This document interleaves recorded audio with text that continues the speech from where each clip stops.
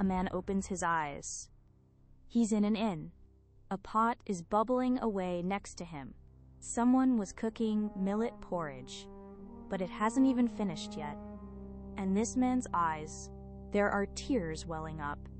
His hands are trembling. Just moments ago, this man was the prime minister. He had a beautiful wife, successful children, and had lived a full 80 years. All of it was a dream. Before the porridge was even done, he had lived an entire lifetime. 80 years. Shorter than the time it takes to cook millet. How is that even possible? This happened during the Tang Dynasty. There was a village called Handan, an ancient town in what is now southern Hebei province. In this village, there was a small inn, and one day a traveler walks in. His name was Lu Sheng, a young man on his way to Chang'an to take the imperial examination. But this young man, he didn't look good at all. The moment he set down his bags, he let out a deep sigh. How can a man of ambition end up like this?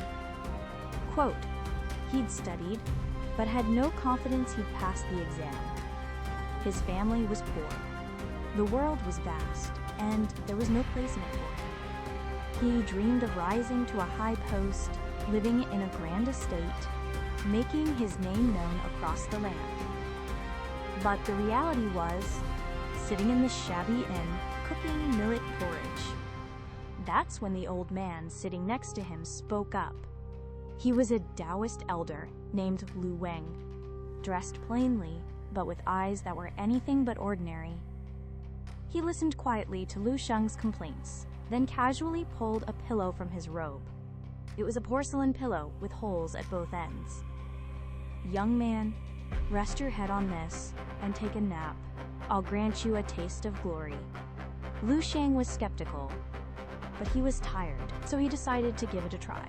Watching the innkeeper toss millet into the pot and light the fire, he laid his head on the pillow and closed his eyes. When he opened them, the world had changed.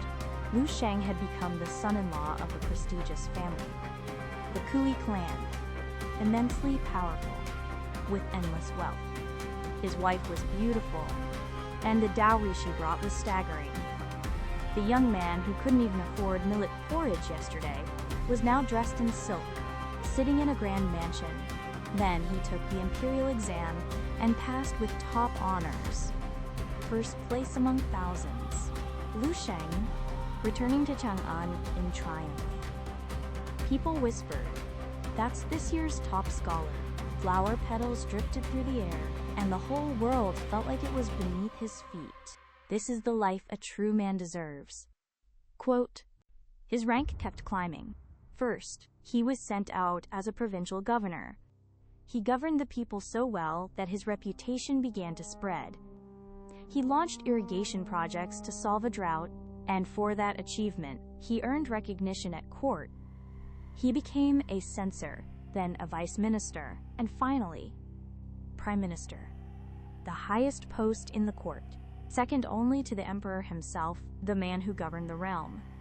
At Lu Sheng's word, officials bowed their heads, and his decisions became the direction of the nation. His children all turned out well, too.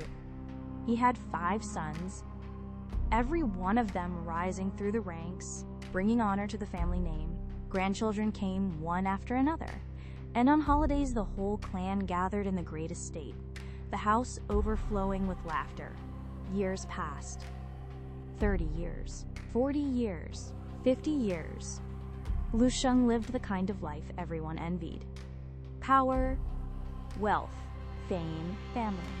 He had everything a person could want. With a life like that, what more could you possibly ask for? But here's the thing. When a man climbs too high, jealous enemies appear. One day at court, someone impeached Lu Sheng. They accused him of conspiring with enemies on the frontier. It was a baseless accusation, but the emperor was a suspicious man. Once doubt takes root, there's no stopping it. Overnight, everything crumbles. His official robes are stripped away. The chancellor's seal is confiscated. The officials who bowed to him yesterday now look the other way. Soldiers storm the estate, seize his assets, and drag his family out. His wife wails. His sons are arrested. His daughters-in-law are cast into the streets. Everything he built over a lifetime collapses in a single day. No matter how loudly Lu Sheng pleaded his innocence, no one listened. "I am innocent. I've done nothing wrong." Quote, he's exiled to the frontier, a desolate wasteland battered by blizzards. His silk robes have turned to rags, and instead of fine feasts, he chews on roots. Lu Sheng finally understood. So this is how hollow power really is. Collapsing alone in the snow, Lu Sheng draws his last breath. 80 years of a glorious life ended just like that. And then, he opens his eyes. The inn. That same inn. The pot is bubbling away beside him, and the innkeeper stirs it with a ladle, saying, "It's not quite ready yet. The millet porridge still isn't done." Lu Sheng stared blankly at his own hands. No wrinkles, no chancellor's robes, no exile rags. Young hands. The same young man who was on his way to take the imperial exam. 80 years. Hadn't even lasted as long as cooking a meal. Lu Wang smiled gently and asked, "Was it a good dream?" Lu Sheng sat in silence for a long while, then slowly bowed his head. "Master, you have taught me a great lesson. The path of glory and disgrace. The truth of life and death. I understand it all now." Quote, he rose, bowed deeply, and walked out of the inn, not toward Chang'an, but back the way he came. He had given up the dream of worldly success. This is the Yellow Millet Dream, also known as the Dream at Handan. The original source is a novel called The World Inside a Pillow, written by Shen Jiji of the Tang Dynasty. Yellow millet refers to the grain itself, meaning a dream that ends before the millet is even cooked. But this isn't the only story like it. There's another one just like it, The Dream Under the Scholar Tree. A man fell asleep drunk, and in his dream, he became the prince consort of the kingdom of Huai'an. He was appointed governor of Nanqi and enjoyed 20 years of glory until he lost a war. His wife died, and he was cast out. When he woke up and went outside to look, you know what the kingdom of Huai'an actually was? An ant colony under the big scholar tree in front of his house. The kingdom he ruled for 20 years was an anthill. There's an even older tale, Zhuangzi's butterfly dream. Zhuangzi dreamed he was a butterfly, fluttering about freely. When he woke up, he was a man again. So he asked this question: did I dream I was a butterfly? Or is a butterfly now dreaming it's Zhuangzi? All three stories ask the same question. Where is the line between dream and reality? Can you be certain that this very moment is real? What if right now, this moment is someone else's dream? Lu Sheng lived 80 years in that dream. The joy of passing the exam with top honors, the power of a chancellor, the happiness of family, and the despair of losing it all overnight. He experienced everything life has to offer, in the time it takes to cook a meal.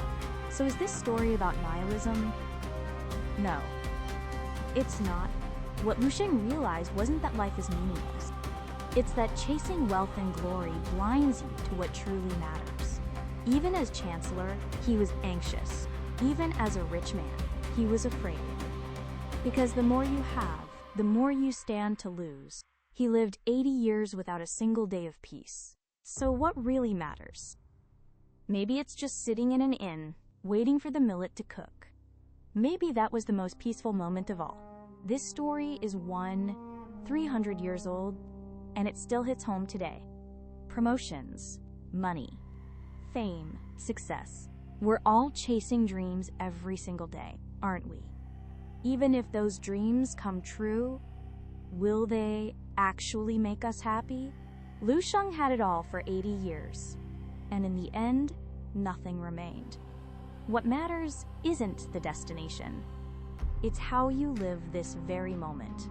The next story is about a legendary monk, the Chinese emperor who loved Buddhism more than anyone. Asked him, "I've built hundreds of temples and fed 10,000 monks. How great is my merit?" The answer from this monk who crossed over from India was just 2 words: none whatsoever. The monk who crossed the Yangtze on a single reed. This is the story of Bodhidharma. Please subscribe and like.